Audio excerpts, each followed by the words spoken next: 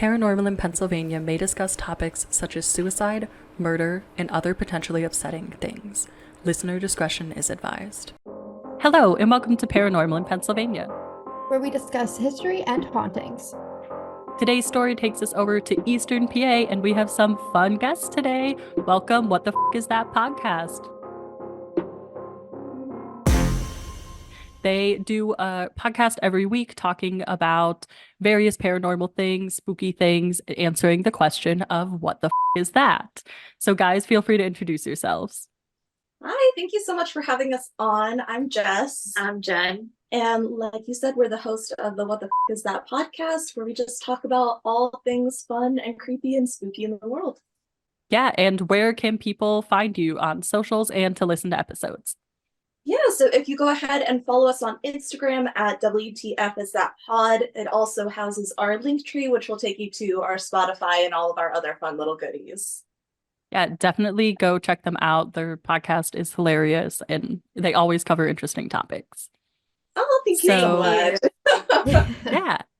So today we're covering the Witch of Ridley Creek, and I am very excited about this one because it's actually very close to some of my family members' house. This is a state park called Ridley Creek State Park in Eastern Pennsylvania. And to get into the history, we're going to start with the story of a Pennsylvania witch trial. Now, have any of you ever heard of witch trials happening in Pennsylvania? Because I had not. No. I just assumed that everyone everywhere had them at some point. Everyone at any point was like, oh no, things are going bad. We better just blame it on those witches. Right. Yeah. They're like, oh who yeah. can we blame? They're like, oh, that old lady in the woods, she must be up to it. It's like, can you just leave that old lady alone? Right. Or these unruly young women, they must be witches. There's no other explanation. They don't just not like men. Yeah. So this actually takes place 9 years before the Salem witch trials started, which I thought was really interesting. And the Witch of Ridley Creek, as she became known, was a Swedish settler named Margaret Matson, and she lived on a farm and was accused of bewitching her farm animals in 1683. And I thought a lot about that. What could possibly be the purpose of her bewitching her farm animals? But also, what did people see that they're like, that she must be bewitching them, clearly? Right? That was my question. I have no clue. Like, what were people just like going by her farm and staring at the farm animals to be like, what's happening in there? What's going on? Yeah, I have no clue. Dancing, and they're like, oh no. I was like, how can an animal be bewitched? Like, how can you tell that? Right. Is there a certain characteristic that says bewitching? I don't know. Well, because I know they would like take familiars with different weird animals, but that feels like one animal, and this feels like a whole farm of animals. So right.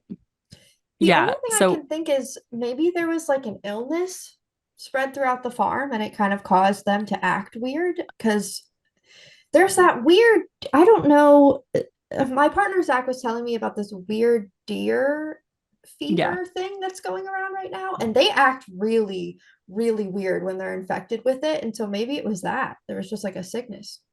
Yeah, that's actually a good point. It affects one of you is a medical professional, so you might have heard of this or know more about it. Yeah, but it affects the prions in their brain, and it messes with their balance and sense of direction, so it makes them walk in circles. So that's actually a great idea, Erica, because the Pennsylvania state animal is the white-tailed deer, who are affected by that. Oh. I don't know how it would be spreading to other farm animals, but maybe. Yeah. But this wasn't the only witch in the area. Her best friend, which is funny because this is like a quad of 4 female best friends. I'm gonna butcher this name. Yeshro Hebdrickson was also accused of witchcraft, and they were convicted, as this is the exact charge, having the fame of a witch, but not guilty of actual witchcraft. Oh. So I was like, I have no clue what that means. Like, it just means people think you're a witch. And so alleged transgressions that they had were boiling animal hearts that were obtained through witchcraft. But since their argument was this is just a normal farm practice because they didn't want to waste parts of the animal. So they couldn't formally charge them with witchcraft because it might just be part of owning a farm. Oh, Which is kind of crazy. Yeah. Yeah, they were still fined, and they were told that they were on probation for a year and had to practice good behavior. So for that year, if they got any other complaints about bewitching their farm animals, then they would be tried again, I guess. But interesting, there was no actual law against witchcraft at the time, so this was all just kind of made up. But William Penn, who's like the founder of Pennsylvania, the namesake, he confirmed that Margaret Matson was able to ride a broomstick if she wanted to because there was no law against it, which I think is like such a badass thing to say. Yeah. Just like the civil disobedience of it all. It's like, well, you don't have a law that says I can't, so. Right. Right. And like the governor coming out being like, you know, really, she could ride a broomstick if she wanted. It's so cool. Yeah, I love even that the government officials were like, you know what? Yes, correct. Yeah. So Ridley Creek is now a state park with 2,600 acres in Delaware County of Pennsylvania, and it's 16 miles from Philadelphia with scenic hiking trails, etc. I have been there before. I've never seen a witch there other than my family members, which can arguably be called modern day witches, but I've never seen a witch there. But it is beautiful. Interestingly enough, that's not the primary paranormal story there. I thought that that was going to be it, right? Like the witch. It's actually haunted. So, yeah, and I thought it would be linked back to these witches because they lived in the area, and we have a lot of places we've covered where like the residual energy is still there. But it's actually completely different. It's an 18th century farmstead called the Colonial Plantation that is haunted. And this home was built in 1690. So it's around the same era as the so-called witches were there, but it is completely different. The caretakers have reported that the door to the home slams on its own without other influences, but they say that the people are not bothered by this as they believe it might be the spirits coming in and out of the house. Just the calmness of that. Yeah, it's like, yeah, that's it. They're just coming and going. It's fine. They're not bothering anyone. Right. And I mean, part of my skepticism is like, okay, it's a 1680 homestead. Have they repaired the door? I don't know. But if it's out in the elements, like that could easily just blow open. So maybe that's why they're like, yeah, we're not too concerned. That's yeah. fair. That's fair. Yeah, with those old homes, it's always like, is it ghost or is it just an old home? That's right. Yeah. Something I thought was interesting is that visitors are asked to, when they step into the homestead, outline everything that they're going to do while they're there, or else it will alarm the spirits. Oh, that's interesting. Do they post it somewhere then? No, they just like say it. Oh, you mean people who are accessing it? I don't think it's open to the public. Oh, okay. Okay, that makes more sense. Huh. But like, how respectful of the energy that's already there than to be like, hey, you got to be real specific, because I wouldn't want somebody just walking into my home and doing stuff. That would make me anxious. So I'm sure just walking into a spirit's home and moving things around, like, that's why they're not having issues. Like, they're very respectful. Right. Yeah, and I was like, it kind of contradicts the chillness of, oh, whatever, they're just coming in and out of the door, because it's like, they're just coming in and out of the door, but don't you dare do something without telling everybody what you're doing. We'll be chill as long as you're respectful. That's the best. Right. Right. The most commonly cited ghost is a ghost named Mary Jones, who was the second wife of Joseph Dalgarn, who died in 1776, which is a long time after this homestead was built. That's 86 years. Oh, No. maybe more.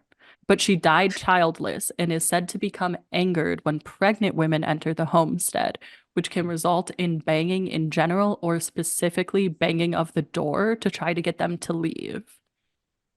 Oh, that's a little sad though if you think about it. If she's attacking pregnant women and was childless, like maybe she just had her own infertility issues and is just like wants a baby but never got to have it, and that's why she doesn't want pregnant people around. That's a little sad. Yeah, I think so too. Agreed. But also kind of vicious. Because like what if you don't know you're pregnant and you go in there and you're like, okay, I'm here to like fix the window. I'm gonna walk over and do this, and like you do everything else right, and then all this intense banging starts, you'd be like, oh shit, like I better get out of there. Time for an ultrasound. Yeah. Right. Someone. Yeah. Yeah, it's like a pregnancy test. Just walk into the homestead, walk back out, see what happens. Yeah. That would be funny. Oh my gosh. Yes, 100% accuracy every time. Right. Who needs a lateral flow assay? We have spirits here. We have Mary Jo. What else do you need? Yeah.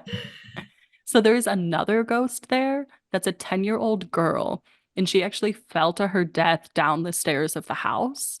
And she's often seen by the fireplace. There are reports of her rearranging furniture there and moving furniture in the upstairs of the house. One of the rooms is set up as a children's room. So she's seen specifically moving the furniture, which I thought was really interesting because she's only 10 years old. I was about to say maybe when she was 10 years old and alive, like she wanted to rearrange things and couldn't. And now that she's in the afterlife and can maybe manipulate things a little bit easier, it's like, okay, time to do what I've always wanted to do. I mean, 10-year-old me was definitely moving around furniture. I was gonna say, I was like, I've seen some strong 10-year-olds. I still have a problem fair. just rearranging furniture. I moved a whole dresser the other day. People came home and they're like, can you stop moving furniture when people aren't home? It's just when her ADHD hits a little too hard. Yeah. You know what? I feel that one. I always feel like it refreshes my brain whenever I rearrange a room. Right? I'm like, I really need to do this cleaning, but I don't want to. But I will have to if I put that dresser over there. It's just a little brain hack. Yeah. That's actually not a bad idea. I'm like, Erica and I were talking about doing chores before we hopped on, and I'm like, maybe I'll do that. Like, maybe if I tell myself I'm going to rearrange my house today, then I'll do all the cleaning I need to do. Yes. My autism could never. So there's another spirit here. It's really paranormally active, and again, no witches, which made me kind of sad. But this is the ghost of Sandy Flash. And Sandy was a soldier who defected from the army during the Revolutionary War and was actually hanged near the plantation. He can be seen roaming the grounds, and some people report a choking sensation when they see his figure. Oh, goodness.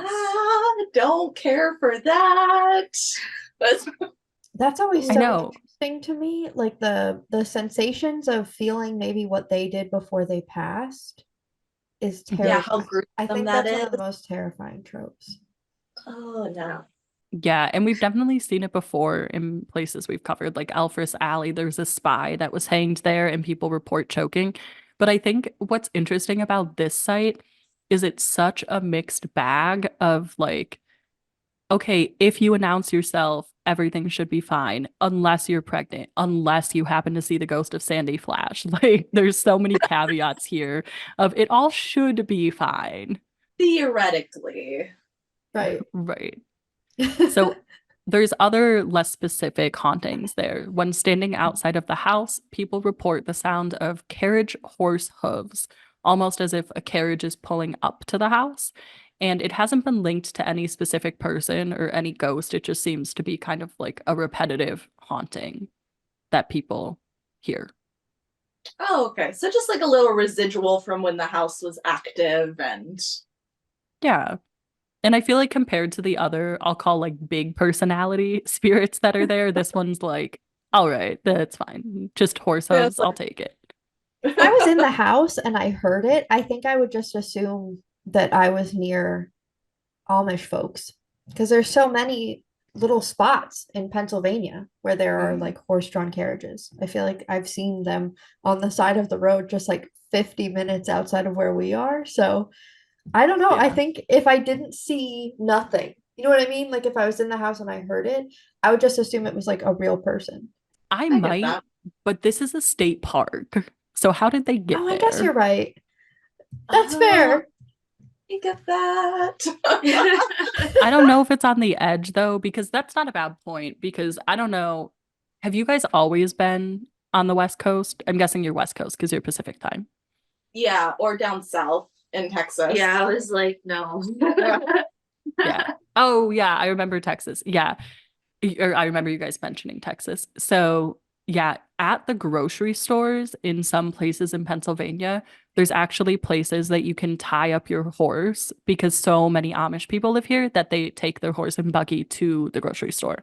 So, Erica saying that is like not at all an over exaggeration, especially Yeah. for the area that it's in. There's a lot of Amish people in that area. That's kind of cool though. Like as that's not like Yeah. a thing that we have here. Like the big religion that's kind of more conservative is German Baptist. And they're about the same where they don't really watch TV and everything, but like they still drive cars and they still you still see them around. So for to be taken to there, I'm like, oh, tell me more about these horse-drawn wagons. Like Yeah. No, I Yeah, remember I would drive down I-10 to go to school in undergrad, and I'd see this huge just group of Amish people on the service roads. But yeah, like on the access roads, and their horse and buggies and all this stuff. And like that's how you could tell when they were coming into town because it was like on schedule. Mm. Yeah, it's really interesting. And a lot of people that are unfamiliar with them or like unfamiliar with Amish culture might not know some of the rules of like you can't take pictures of them or they prefer that you don't take pictures of them. So it's always really interesting when people come to visit because they might be like, oh, this is so interesting. Let me take a picture. But they believe that if you take a picture of them, it captures their soul in the image. At least I think that's what it is. And so then they can't get to heaven, which is so interesting to me. I mean, this is religion, not paranormal, but it's still interesting to me. Yeah. So back to the Witch of Ridley Creek. The park does offer ghost tours of the park only in October, which is something we run into all the time because how many places can I possibly be in October? Not all 100 places. But they do one by lantern light, which apparently is the best if you want to interact with the spirits there because they respond really well to the lantern light since they're all from like the 1600s, 1700s, which I think is super interesting. Yeah. And now to answer the question, I have two questions actually. Normally it's would you visit this place of paranormal phenomena? But we'll answer that'll be one of them. And then the other question I have is would you be friends with Margaret Matson and Yeshro Hendrickson? I'd go there. Yeah, It definitely. sounds like a chill enough haunting. Like from all the hauntings that we've heard of, this one seems the calmest. Like I'm like, I could deal with announcing myself. That's fine. I'll go in there. Yeah, I think the only thing that I'd have an issue with is the choking. I'm not a big fan of that, but as long as, as long as we respect each other, I think we're good. Yeah. What about you, Erica? Would you go? Yes, I would.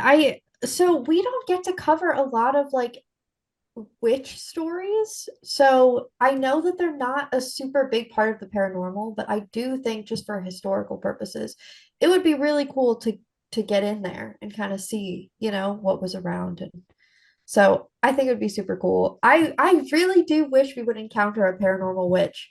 I don't think we have yet, like a full apparition of a witch. I would love to see one, but yeah. Right. I don't even know how that would manifest. And I'm trying to be careful with what I say because we've gotten so much flack on socials lately about how we discuss witches. And it's like I feel like in every single episode I say, like, I am arguably from a family of witches. We like make our own teas, we take herbal baths and stuff like that. Like, so I'm not trying to knock it. I just think it would be so cool to encounter like a historical witch and be able to talk to them. Like, these women kind of sound super cool. They had their own farms in 1680. Like, come on. Yeah, Yeah. they immigrated. Like, they're cool. Yeah. They have stuff going Yes. on. And I just, yeah, again, I think it's funny that they were just charged with having the fame of a witch, which it sounds like a really cool thing to have on your record, to be honest. Yeah. Nice. That would be a cool band name, though. Fame of the Witch. There you go. Yes. Mm-hmm. Oh, like yeah. We can all start a band. I have no musicality. We but- can do a girl group. Yeah. Yeah. Yes. I love Yeah. it. So I would really love to go to this place, especially for the lantern tour, because I also feel like we find these sites that are super paranormally active. And I feel like if they have 3 identified spirits, there's probably a ton more lingering there because from what we typically encounter, they tend to group together. So I would love to go and see, like, for a paranormal investigation to see if we could identify anything else. My only fear, like you guys were saying, is the Sandy Flash, because the idea of being choked and you can't do anything about it seems Yeah. pretty unsettling. Yeah. Yeah, but I mean, it's worth the risk. I think that one. Yeah. Small. Yeah, I just that's fine. we've heard of so many gnarly hauntings that I'm like, that's nothing. I could deal with that threat. That's fine. Right. Yeah. Oh my gosh. Yes. Sometimes when we talk about places, it's like, and everybody there mysteriously gets sick every single time. And at the end, we're like, yep, that's a nope from me. I will not go there. But this one's just like, you might feel choking sensation. You might hear the door banging. You might see a little girl moving furniture, like pretty benign hauntings, I'd say. Okay, so that was The Witch of Ridley Creek. Thank you for listening to this week's episode, and thank you to What the That podcast for coming on. Go check them out, follow them on socials, Instagram, and then listen to the podcast wherever you get podcasts. And tune in next Thursday to see what hauntings and history we discuss next. Stay spooky.